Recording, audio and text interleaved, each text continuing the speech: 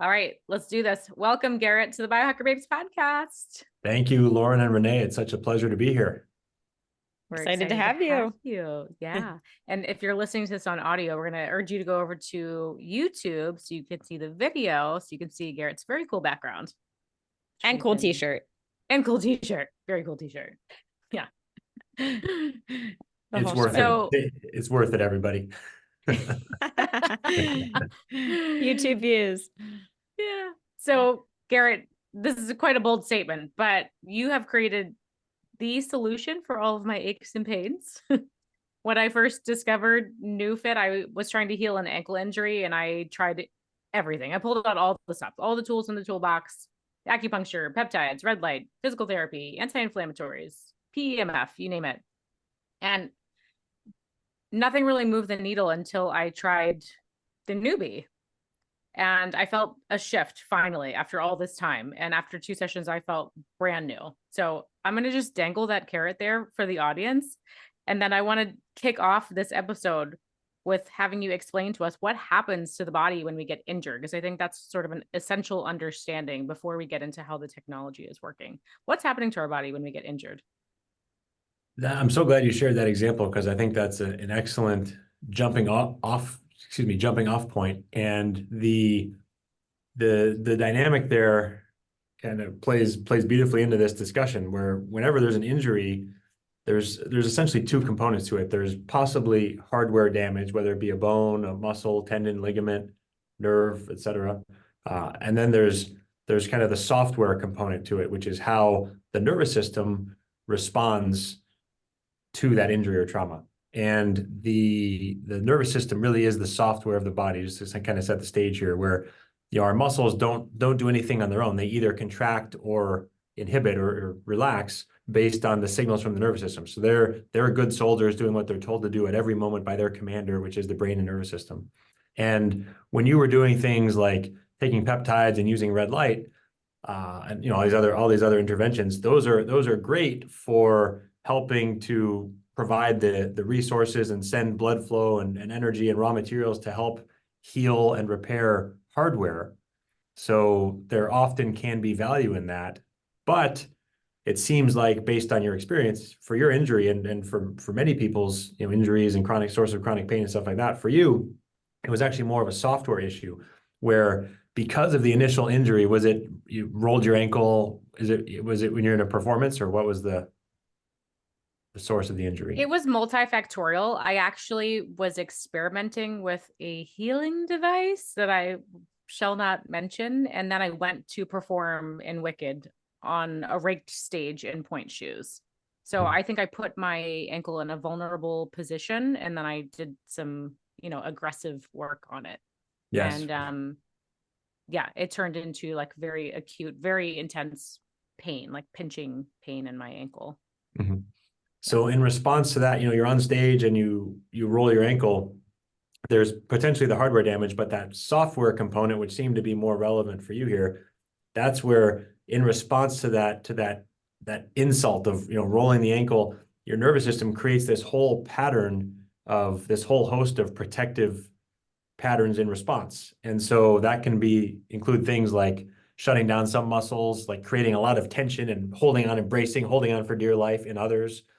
It can be a hypersensitivity in the perception of threat that leads the brain to create this signal of pain. Pain is the brain's way of telling you, hey, don't load that ankle, or don't use that part of your body, or do something different, change your behavior.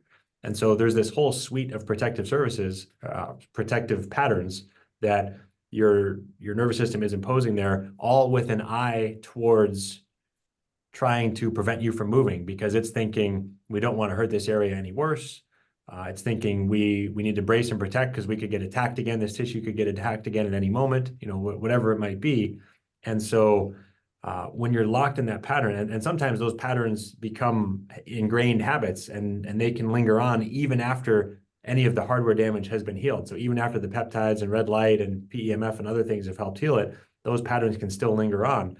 And so, enter the NEUBIE. Now it's able to come into the picture and work on your ankle and actually scan around on your body and identify exactly where these patterns are being imposed. And so that's one of the first keys, is if if we know these patterns exist and we see evidence of them, the question then is, okay, where exactly do they exist in the body? So being able to take one of those electrodes and scan around on the body and find where those protective patterns are being imposed is the first step. And then being able to stimulate those areas as you go through different movements. In the beginning, probably gentle mobilizations, and then maybe even work to being up on point or doing more heavily loaded, more aggressive types of movements with it on, so that you essentially accelerate that process of neuromuscular reeducation is the fancy term for saying, teaching your muscles and nerves how to do what they need to do again to get them back into a more natural, healthy, efficient state. So it accelerates that process. And a large part of how it does it is not by building new muscle or helping you gain any new ability, but simply by down regulating that protective patterning. So it's sort of like if you were driving your car, you were trying to hit the throttle, but you had your other foot on the brake. That was holding you back. And so this was basically desensitizing you in a way that allowed you to take that other foot off the brake and just get back to your baseline level of function. We're creating safety in the body so we can retrain. Is that right?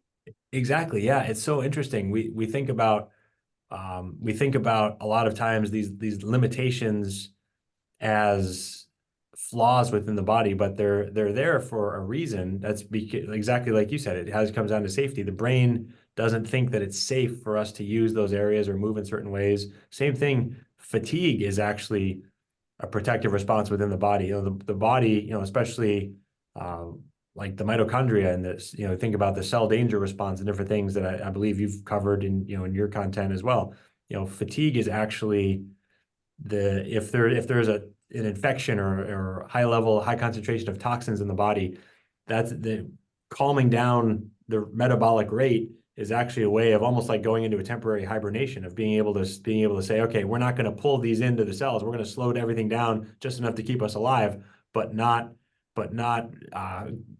run the metabolism at too high of a rate, because then we're gonna churn through these. We're gonna bring them into the cells and cause more damage and accumulate more toxins and damage and create problems. So a lot of these times when we think something's wrong, it's actually a perfectly logical, perfectly normal response to the body, and it's up to us to go upstream and find the right signal that we need to give in order to change, get that first domino and change all those downstream signals. Yeah. Yeah. I mean, that's a good point why we shouldn't just use the Band-Aid approach. So whether it's fatigue, covering it with coffee, or pain, covering it with an ibuprofen, right? You're masking the problem, which can be really problematic. The hot spot thing in the body so say Lauren's ankle, and Lauren, I don't know, did you discover, was that coming from somewhere else in the body? And wherever it is starting, do you typically find that that's like an old injury? Is it a random spot that the body is just kind of holding on to?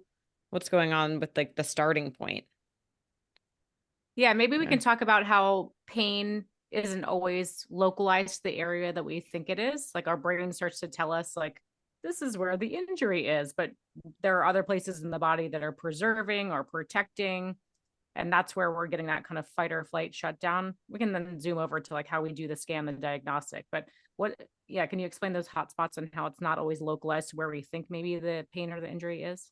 Yeah, for sure. And just one little addition on your comment there, Renee, about not just putting on the Band-Aid. I love the metaphor. This is nothing new or revolutionary, but the metaphor of saying, if there's a fire in your house, you can either put out the fire or you can just turn off the fire alarm. And a lot of times the ibuprofen or the coffee or something like that is basically just turning off the fire alarm, but that's giving you a signal that there's a fire. And if you don't actually address the underlying fire, at some point it's going to do some serious damage, right? So I mean, for me, my left knee has just been the problem child for 20 years. And sometimes when I go to work out, my friends will be like, oh, why don't you just take a painkiller so you can run and be okay? And I'm like, in my mind, I'm thinking, if I was pain-free, I know what I would do at the gym.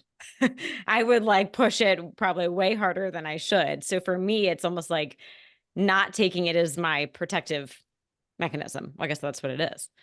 Yeah. That's good. I applaud you for doing that, because there's, also downstream negative consequences to relying on, non-steroidal anti-inflammatories and all that stuff. We don't need to go down that one, but Hopefully we can Yeah. figure out a solution for your left knee pain here too. I mean, we can Yes. workshop that during the session. But in I'm terms of, going to see Lauren for Christmas. Hopefully, I think you'll have your machine up and running Oh at yeah. Christmas Oh time. yeah. All We'll right. scan. So actually, maybe Yeah. we could zoom out and talk about the actual technology and the current that you're using that is different than a lot of other these therapies. Because I know when I introduce this to people, oh yeah, I did that. No, AC current at physical therapy. Can you explain the current and then the capabilities of the scanning, the diagnostic, and the therapeutics? yeah, for sure. And that'll be that can be a good segue into then the topic of how, pain shows up in one place, but the underlying issue may be coming somewhere else, up or down the chain, stuff like that too. So what makes the NEUBIE unique, there's a lot of TENS units, interferential, a lot of things, that people have seen, and you might be wondering, why do we need another electrical modality, right? It's kind of a crowded space. And so the answer is that this is direct current rather than alternating current, and it does some really unique things in the body that are very worthwhile and beneficial. And the history is a little bit interesting. Some of these benefits that we'll talk about in a moment, some of these benefits were known literally back in the 1960s, 1970s, but there was always a problem where when you get high enough levels of direct current into the body, therapeutic levels, it would sting and burn the skin. And so the Soviets would, when they were trying to assert their dominance and prove that communism was the superior form of government, they wanted to use sports as a way to show their power and superiority. And so they had this really incredible athletic program, and they would literally burn their athletes when they were using these older direct current modalities. And they could do that from Mother Russia, but it didn't translate very well here in the West. So Oh my, so sure. so for decades, it was a case of the baby being thrown out with the bathwater. Direct current was, essentially cast aside, and then in its place, filling that void, came all of these alternating current modalities, the TENS units, the interferentials, the Russian stim, which is different from what I'm talking about the Russians use, but Russian stim is kind of a generic name for a type of alternating current now. And so there's all these different modalities that people likely have used in an athletic training room or at a doctor's office, a chiropractor's office, physical therapist's office. And so the issue with those is that you essentially miss out on these two main benefits of direct current. So one of them is when you have direct current, you have an electric field gradient. So a gradient is just simply a potential energy, where it's like if you have a ball at the top of a hill, it would roll down that gradient because of gravity. Likewise, if you have an electric gradient on the body, any electrical charges are going to move. The positive charges in the body are going to move towards the negative side of that electric field, and vice versa. So it causes, this direct current field can cause charges to move in a way that, at least in animal models, we've seen can help with healing and regeneration of bone and muscle and connective tissue and possibly nerves even, and these different wonderful things. So there's this body of research in looking at animals and the effects of direct current. And we actually just completed a study that we hope to be able to share, soon, around the time that this podcast is released, or at least within the next few months. But we just completed a study looking at diabetic neuropathy patients in their 70s. And these are patients for whom the best answers really are those Band-Aids that you were talking about, Renee, where the best answers are just, medications to kind of quell some of the symptoms. And no one ever really believes or has seen that these patients can heal or improve in any really meaningful and significant way. And when we did this study, we actually it was about 150 patients. 75 were going through traditional TENS unit alternating current treatments. The other 75 were getting direct current treatment with the NEUBIE. And with the group that was using alternating current, we saw what most people expect, which is little to no improvement. With the NEUBIE group, however, we saw actual significant improvements. So subjectively, they were feeling better, moving better. And here's the cool part. I guess it's all cool, but even cooler part, objectively measured with EMG and nerve conduction velocity. So imagine you have a wire and you actually stick needles in, you can measure how much information is being transmitted, how fast it's going. Like if you were going to measure the speed of your internet connection, you can do the same thing with nerves in the body. And so we saw actual improvements in the bandwidth, how much information is being sent, how fast it's being sent. And so that actually shows improvement in axons, in myelin. So there's actual healing and regeneration here. So to our knowledge, at least, this is some of the first evidence in humans of some of these same effects that we're seeing in animals, of how direct current can help with some of these healing and regenerative processes in the body. So got to give the caveat that, of course, it's one study, there's still a lot more to learn and things like that, but it's very exciting because it speaks to one of these categories of benefit here. Just for reference in that study, this was 2 treatments a week with our foot bath protocol, which we may or may not talk about, but the foot was immersed in water. Then the other pad was up at the base of the spine, so the current's traveling through the whole length of the nerve. And 2 treatments a week for 6 weeks. So, it was a longer term, related, compared to just one session, but not really that long overall. So that's one category of benefit. What we're better known for probably, however, is the other category of benefit, which is the more immediate functional effects on the nervous system. And this is like what you were talking about, Lauren, with your ankle, where we can scan around and find where the nervous system is guarding or protecting and accelerate that process of neuromuscular reeducation or repatterning or retraining. And the reason for that is because of the unique effects on the nervous system. So just backing up a second, if we're using alternating current, the signal is going back and forth, positive, negative. And that signal, one, is foreign to the body because our nervous systems use direct current. So it just by itself can create a little bit of a stress response within the body that may or may not be significant, but certainly not helpful. And then if you look at what's happening in terms of the neurological signaling, remember that the muscles just do what they're commanded to do by the brain and nervous system. And those signals, as it goes back and forth, you're actually causing muscles to co-contract and fight against each other. So a positive, negative, you trigger this environment of co-contraction. So going back to our car metaphor, it literally is like you're training yourself to hit the throttle and the brake pedal at the same time. And so if you're trying to make functional improvements in the body and help the neuromuscular system function more efficiently, you can imagine that's probably going in the opposite direction, right? So there's a ceiling on what you can accomplish with those alternating current devices. With the direct current, we're able to bypass all or virtually all of that protective co-contraction, so we can get a lot more sensory input called the afferent nervous system. So it's like having a northbound and southbound lane of traffic. If the efferent is the southbound from the brain down to the body, the signal to turn muscles on or off, to operate all of the organs and everything. And then the northbound lane of traffic, the afferent, is all the signals from the body up to the brain, letting the brain know what the heck is going on.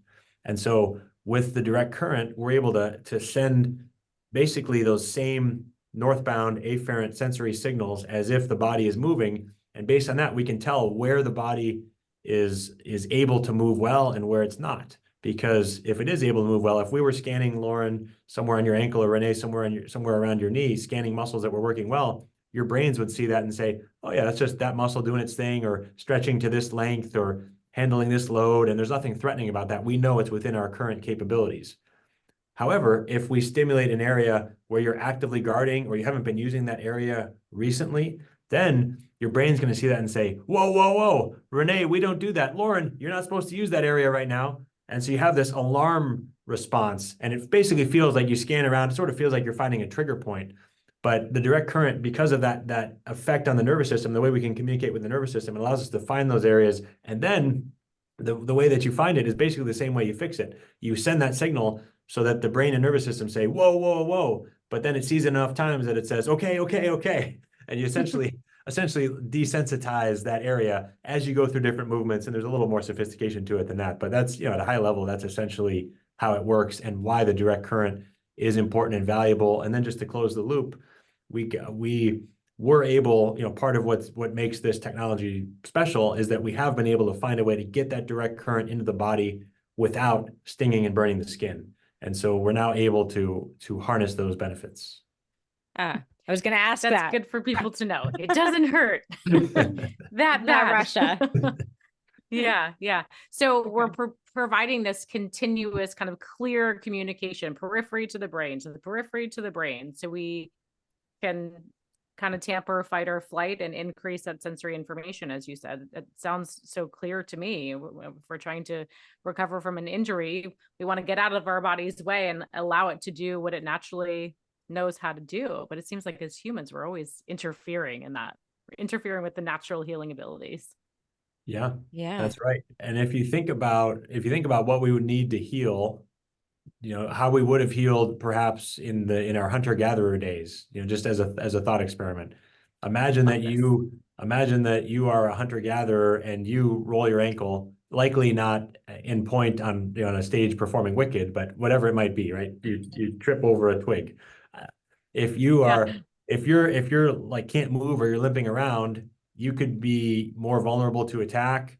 If the people in your tribe and community are having to carry you around, they can be moving more slowly, potentially also be more vulnerable. So you likely would start moving and walking faster. And eventually if you were to just walk through it, as long as you can strike that balance where you don't hurt it worse, which is a whole other question. If you can kind of move through it, then you essentially get to do the same sort of thing. You get to show your brain over and over again that we can do a little bit more, we can do a little bit more, we can do a little bit more, we can do a little bit more. And you can allow it to down-regulate those protective patterns faster. We just now have the benefit of technology and knowledge of neuroscience and everything that allows us to go through that process much more safely and more quickly. Mm-hmm. Yeah. Well, we're very fortunate today that we don't have to live like our ancestors did. Yeah. So back to when you do find the hot spot, like, I'm still curious, like, why is that the area for people? Like, why is that the protective spot? Is it totally random? So what we're trying to do is go upstream and figure out where the dysfunction is. And so if Lauren's ankle is hurting her and we find something up in one of the calf muscles or in the peroneal muscles out on the side of the shin or the tibialis anterior or something like that, if we find an issue there, well, first of all, if we find an issue, we could start to build a narrative and say, oh, this likely was dysfunctional beforehand and that led to your injury. Or it could be responding like this in response to your injury. Since we're there in that moment, we don't know because we don't have the previous information from having identified that before the injury happened. But what our goal would be, essentially both of those, would be to find any pre-existing dysfunctions that made someone more vulnerable to that injury in the first place, and then also find where the guarding and protecting is happening in response to that injury and help accelerate that recovery process so that it can start functioning normally again in a way that supports the body better as it heals and makes it less likely again that the problem would come back in the future or turn into some sort of chronic pain condition. So we ultimately want to find both. And there, it's interesting. Sometimes, we just talked about Lauren's ankle, but sometimes with a knee injury, or sometimes with it's football season now when we're recording this, like getting towards the end of bowl season, NFL playoffs and stuff. So a lot of football players we work with, we see a strained or torn hamstring muscle is a common injury. And sometimes it'll be the medial or inside hamstring.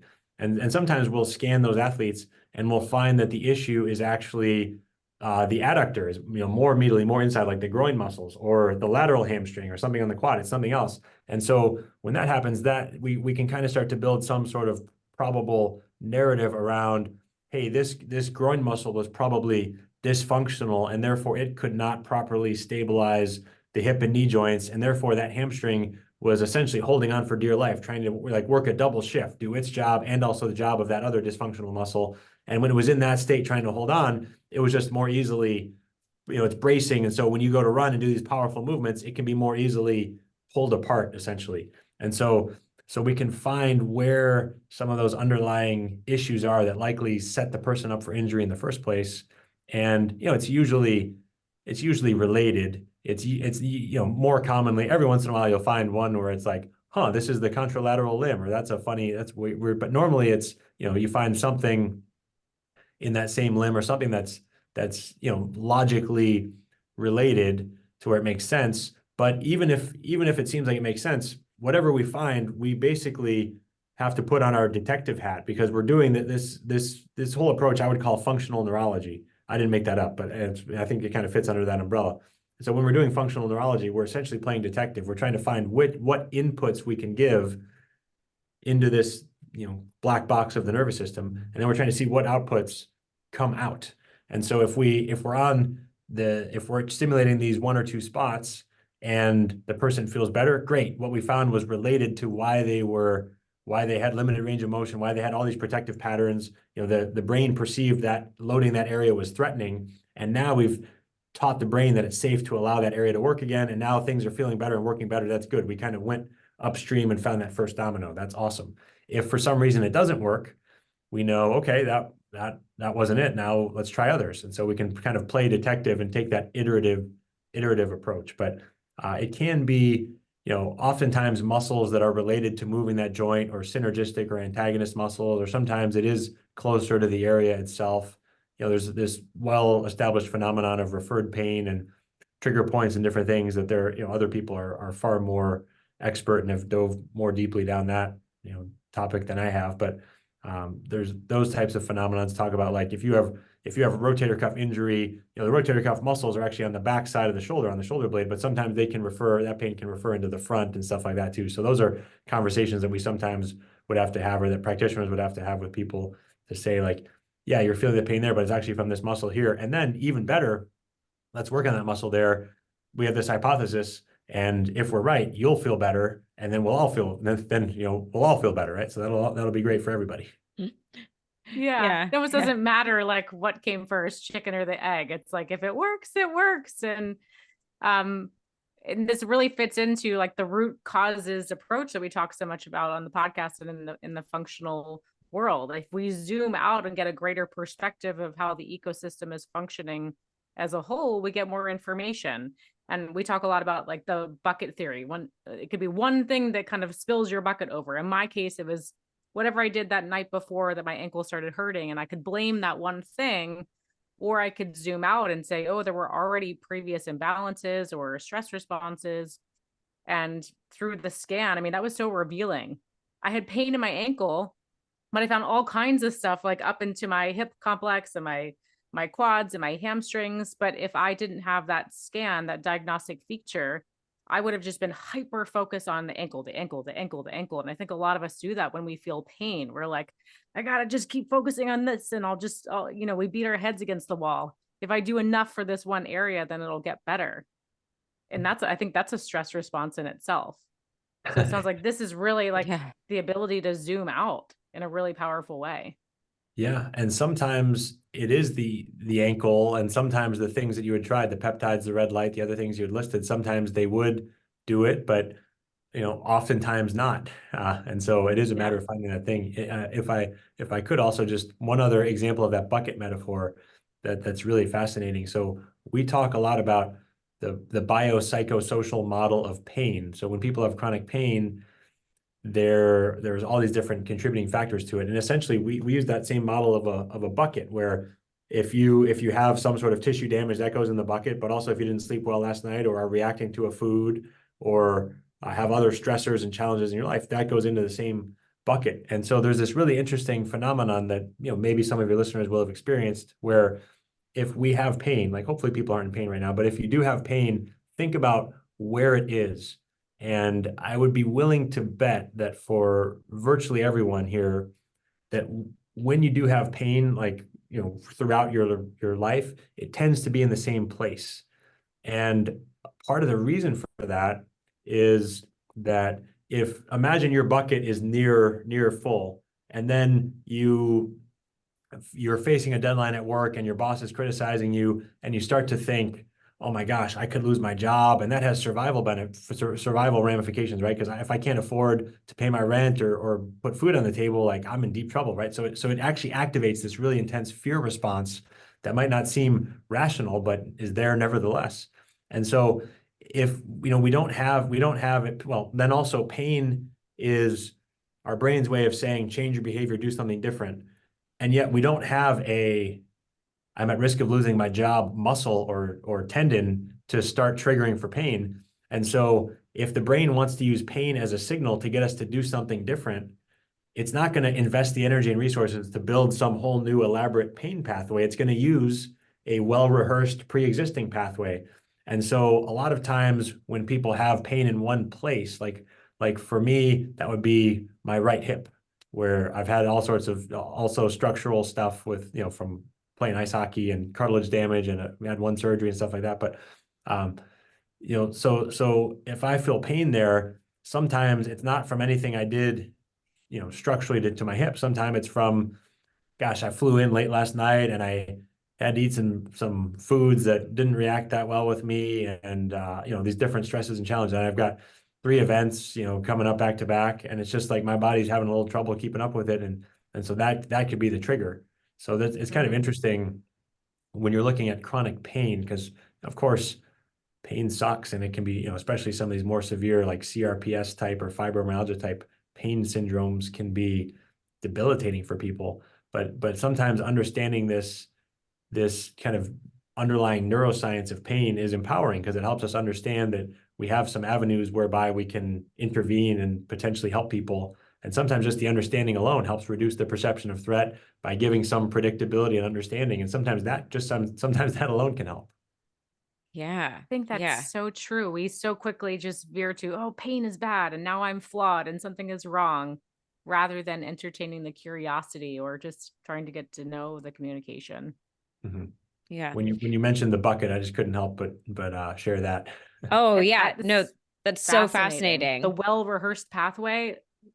Yeah. Wow. And so for me, I think I know I talked about my left knee, but my low back is probably like the bigger one. So 25 years ago, I had 2 stress fractures in my SI joint.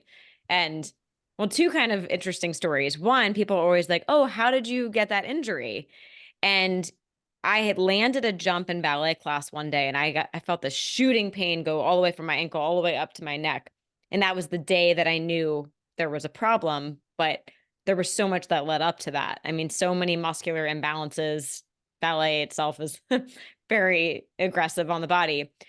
So that was kind of like the day the bucket, I guess, overflowed, right? That one landing. But I did notice that the 2 times in my life where that back pain was the worst were my grandfather's funeral and one of my really good friends' funerals.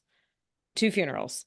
It was like, I mean, the ballet definitely hurt my back. I was in pain a lot, but the 2 days of funerals, it was like excruciating back pain. And that's a mental, emotional piece. But so that's interesting what you said, that is it's going to go to that pain pathway. It was like, we already got the back pain. Let's just light it up. So wild experience. Yeah. Fortunately, I have not had that in a long, long time, but thank goodness. And I hope we don't again. Yeah. But it is, it's interesting to kind of reflect back on that example, because you don't have a grief, sadness, like muscle to make hurt, right? I mean, it doesn't really compute, right? So that's part of it. Yeah, it's fascinating. So wild. Yeah. So can you talk a little bit about what happens next? And there are so many other capabilities behind this, beyond the rehabilitation phase, which I really want to get into. But just from a pain or, I don't want to say, can we say treat? Yeah. I mean, the device, it's a medical device, and it's FDA cleared for treating chronic and acute pain and reducing spasms, increasing range of motion, neuromuscular reeducation, and a few others. So yeah, for sure. Okay. I'm always, cautious around that word, but so treating these aches and pains, what can someone expect to feel, and what does that look like for someone that's totally unfamiliar? Just to close the loop in treating. So, the device, obviously you have one of your own, and, we had to get a doctor's note or prescription or something like that. But like to treat, for people who are using it with others, it's a licensed professional or someone working under their supervision. So for them to be using the word treat, stuff like that is usually more appropriate. But a majority of the devices that are out there are going to be in physical therapy, chiropractic offices, or, pro sports teams. The staff is using it with their athletes and stuff like that too. So in kind of what comes after rehab, or what else can it do? Was that essentially the question? After we locate the hot spots, like what does this whole process look like of the padding and using the actual device? So once we found those areas, we have our areas of interest, and we want to stimulate them.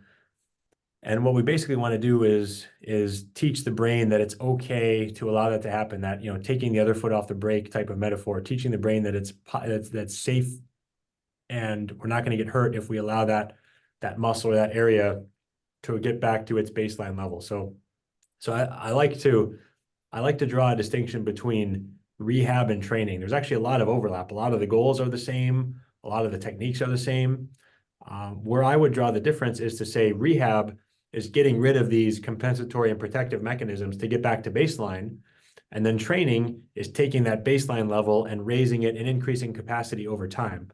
And so in treatment, our first milestone or our first objective is to get the body back to baseline, which means perhaps, you know, the injured leg now has the same strength and range of motion as the opposite leg, or we've met some sort of, you know, kind of return to normal, you know, milestone. So there's that. And then from there, we can work on training the nervous system to facilitate greater amounts of speed and coordination, greater ranges of motion, greater strength output. Strength is the skill of contracting more motor units, more muscle fibers at the same time. So there's all these different avenues that we can do, but it's important that we first hit that we meet that first objective of getting back to baseline and basically tapping into that reservoir of capability that someone already has. They're just blocking themselves from expressing because the nervous system is limiting that capability. Yeah. And so then, so the next level, that's where you're really seeing people that are using it more for, I guess, like working out, right? Building muscle. So once you're back to baseline, you've figured that out, then it's about building muscle. And I don't know how many people are kind of at that level to be able to do that. So anyone who, well, I mean, virtually anyone who, you know, doesn't have symptoms or injury or something could use it for those purposes. Although I will give the caveat that even if people are coming in to train, it often is worth scanning and finding those hotspots, because even people who aren't currently in pain or having symptoms typically have some, you know, movement inefficiencies, some compensatory patterns that would be worth cleaning up before embarking on a more formal training or performance program. And that's because you're essentially going to be, if you have any of these underlying, you know, protective patterns, you're going to be instead of walking, you know, on flat ground to make progress, you're going to be basically going uphill. It's just going to be harder because you're having to fight and overcome these underlying issues. So it's worth doing. But then from there, once we get back to that, you know, back to baseline, which does, again, for many people mean improvement, sometimes even significant improvement. But once we get back to baseline, then the question is, okay, what is this person's goals? For some people, it is building muscle and it's about body composition because, you know, at one extreme, they're bodybuilders, or perhaps they just want to be generally healthy and they've read the research that, you know, maintaining muscle mass and good body composition is vitally important for healthy aging, and, you know, maintaining good levels of inflammation and you know, low inflammation and good hormones and reducing the risk of fall and severe injury as we get older. So, you know, there's whatever the reason might be, we can use the device to help people work towards that goals through neuromuscular reeducation, through helping people engage and activate their muscles through greater ranges of motion, engage with greater load or tension.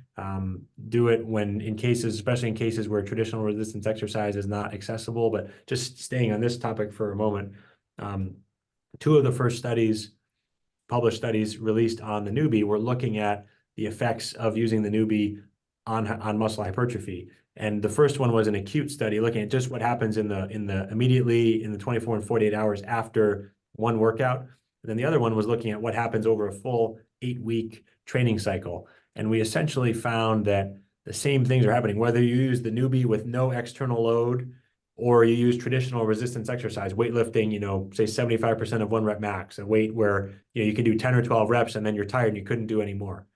We found that right after a workout, and then in terms of muscle growth over a full 8-week training cycle, we essentially see the same things. So it tells us that using the external electricity, using that external signal to engage and activate motor units and engage the muscles via the nerves can get us similar training effects there in terms of muscle building.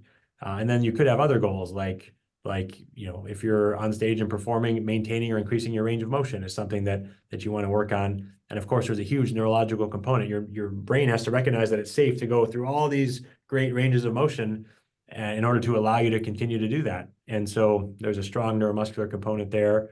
And then some people are trying to train for sports performance in other ways. It has to do with speed of movement. And so we might use certain settings on the machine.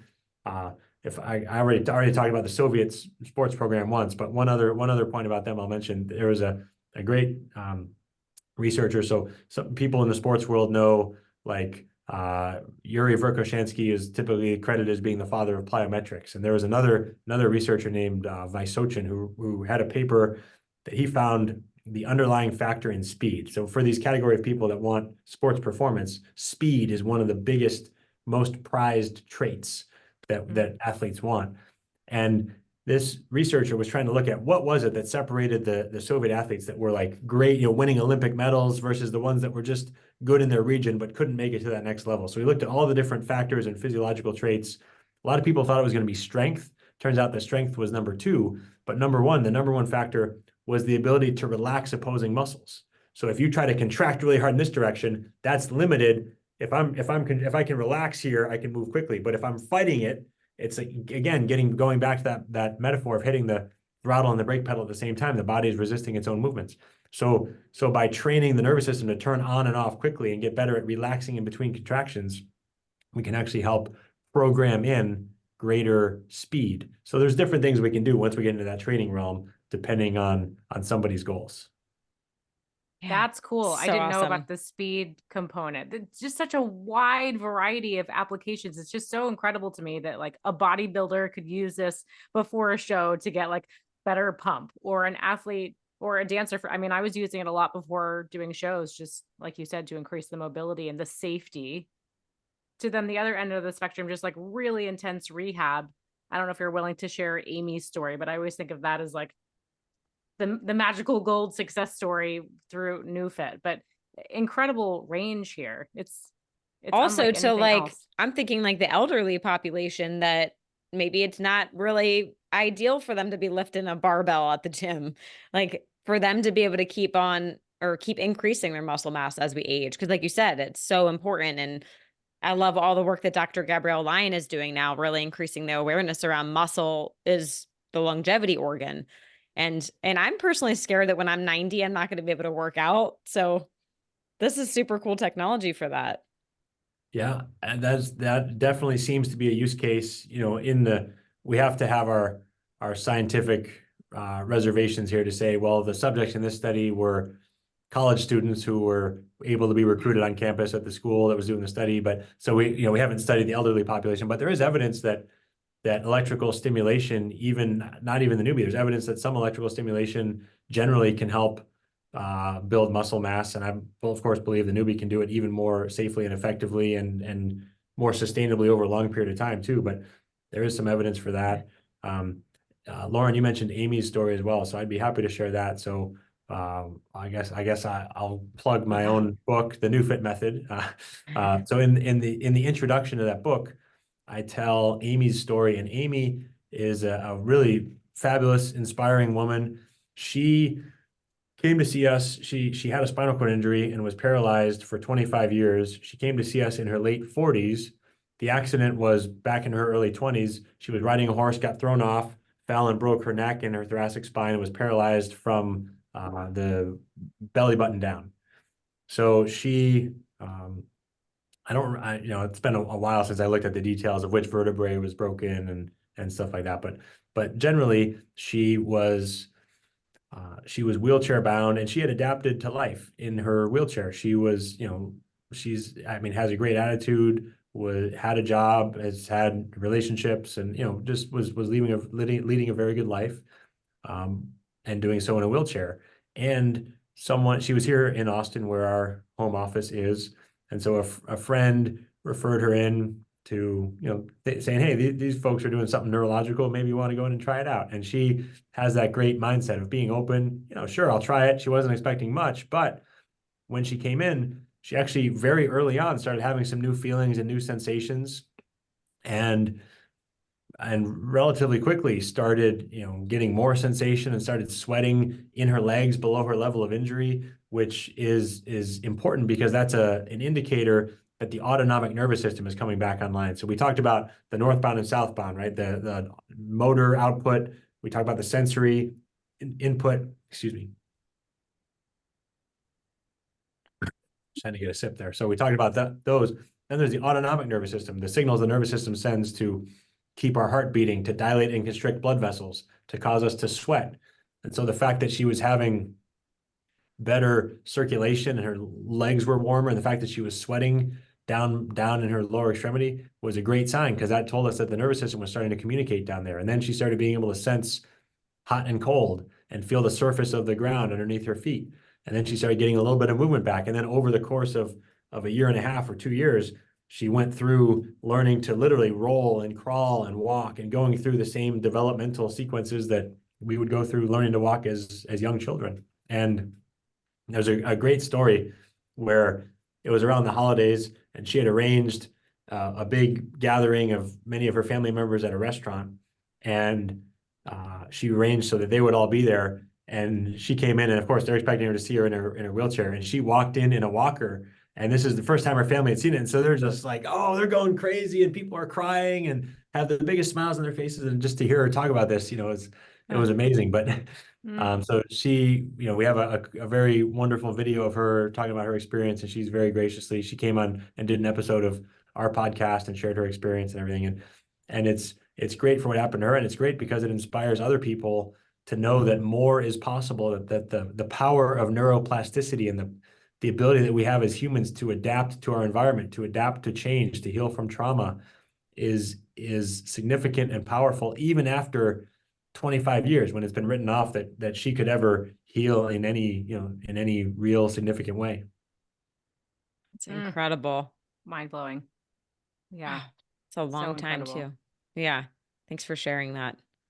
Yeah. Yeah. On that, a similar topic, what about with like MS or ALS? Is there anything in that world with NeuFit? So there is, and it's a similar, like with Amy, we talked about neuroplasticity. So similar for patients with MS, we've actually now, our team in Austin, and also the network of what we call NeuFit Nation, the, hundreds of clinics around the country that are using the NEUBIE. Collectively, we've now worked with many hundreds, or likely a few thousand MS patients. And a large part of that is because of the work we've done with Dr. Terry Wahls. So she's the author of the Wahls Protocol, WAHLS. I know you two know who she is. I'm not sure if you've had her on the show yet, but she's fabulous. And we should. Yeah, that would be great. Yeah. I'd be happy to introduce you if you'd like. But so she has the Wahls Protocol, and she is a real pioneer and leader, researcher and educator in the MS, in the MS community. So she herself has MS, was debilitated, was in a wheelchair, and used her Wahls Protocol, developed it essentially on herself, got herself out of a wheelchair, got herself to the point where she was able to bicycle in a race that was 50 miles long, and however long it was. And it's just this, literally the poster child, the poster woman for what can be done. And so we met through a mutual friend, started talking. And her program is wonderful for stopping the progression of MS, making sure people, don't get worse, stopping the decline. But then, and that's awesome, that's a prerequisite, that's vitally important, cannot undersell how important that is. And then you get to the point where someone says, okay, I've stopped the decline here. Now what can I do to restore the function that was lost in the first place? And that's where she recognized kind of an opportunity. There wasn't really much to offer there. So we started working together and sharing the message of NeuFit and what the NEUBIE can do with her audience. And now thousands of MS patients have gone through, and it takes time, just like it did with Amy, because neuroplasticity, you need to create enough inputs to drive these changes. You need to give the raw materials, you need to build these new patterns and the underlying nerves and connections between them, and all these things that take time and energy and effort and raw materials. But working with her now, we've seen many similar success stories of people who have gotten out of wheelchairs, regained their autonomy, gotten their driver's licenses back, or been able to walk more smoothly without tripping because their drop foot is, they don't have drop foot anymore. They have more sensation in their hands. They can play the piano, or they can manipulate food, silverware, implements, and feed themselves now, and all these different things. So we hear these wonderful stories. It does take time. It's not a magic pill, but the way I describe it is, look, if you're going to take a journey from New York to Los Angeles, there's a fixed distance that you have to go, unless we're talking about quantum entanglement or something, but let's ignore that for now. But there's a fixed distance you have to go, and you have a few choices. You can do traditional therapy, which is basically like walking or riding horseback, or you can use technology like the NEUBIE, which is going to be the equivalent of hopping on an airplane. There's still the same amount of work you have to do, still the same amount of ground you have to cover, but you can do it in ways that are safer. You can do it in ways that are much more time efficient and much more effective, and probably better overall for a variety of reasons. Great analogy. Great. I would prefer to fly and get there a little faster. Yes. More efficient. Yep. Time effective. That's right. Wow. Yeah. It's really miraculous. And I think it's so important for people to hear these stories, because there is hope. I think a lot of times we go through these challenges and injuries and we just think, oh, that's the rest of time. That's just how it's going to be. And there's just so many possibilities. So thank you for explaining how the nervous system works. I think this is going to be truly like mind-blowing for our audience. Well, I appreciate the opportunity to share those stories. I mean, of course, you never want to overpromise and give anyone false hope. And I'm certainly trying not to do that. But when there are legitimately, hundreds and hundreds of these types of stories, we do want to make sure people know about them, because it could provide legitimate hope in cases where people don't have any. So I'm glad to be out here talking about these with you. Yeah. Well, and as you mentioned, it's not a magic pill. Nothing is, right? We have to put in the work, but it's nice to know that our toolbox is expanding. We have more tools that we can use. Yes, absolutely. Yeah. So as we start to wrap things up, I'm sure people that are listening are thinking like, okay, I want to do this. Where do they go? If they're not in Austin or New York City, what's the best place to get started? So if you would like to, if you're an individual who, is dealing with some sort of pain or injury, or thinking you want to use this to optimize workouts or anything that you're doing, the best place to start is probably to go to our website, which is www.neu.fit, NEU like neurological, and then just .fit. And on there's a for practitioners and a for patients tab. If you click the for patients tab, there's a directory button, so you can go on and look up. I think there's, probably needs to be updated a little bit, but virtually all of the clinics that are offering the NEUBIE are going to be listed on there. So there's several hundred around the US now, and then it's expanding into other countries as we establish relationships with other distributors. So there's some in Canada, some in Australia now. Got someone coming online in Mexico soon. And then Great. if, I know you have practitioners in your audience, so if anyone was interested in going in actually bringing the device into their business and offering these services, also on the website there's a link for practitioners, and you can submit your information, schedule a call with our team. We'd love to talk with you and explore how we might be able to work together. Awesome. Thank you for that. We're also going to link to your book, because I think that's just a fabulous, free, accessible, not free, but accessible, very accessible resource for our audience. But before we wrap up, we would love to ask you for one final piece of advice before they get to access the amazing NEUBIE. What's something that our audience can start doing today to optimize their health? Gosh, I don't know that I can say anything different than what you've covered in all of your podcasts. I know one of the biggest levers I've found in my own life is circadian biology, is really optimizing circadian rhythms. So I know you've covered that, so I'm nothing new. I'll just reemphasize that. In terms of the themes that we talked about today, I would say try to go to the root cause, whether it's pain or whether it's fatigue. Really, really try to put on that detective hat and see if you can figure out what's going on. What's going on that caused the thing that you're experiencing? Why is that happening? Try and ask in quality control for manufacturing and stuff like that. They have this process called the 5 whys. You ask why something happened. Well, why did that happen? You ask why, ideally within 5 times, you actually get to the root cause of the problem.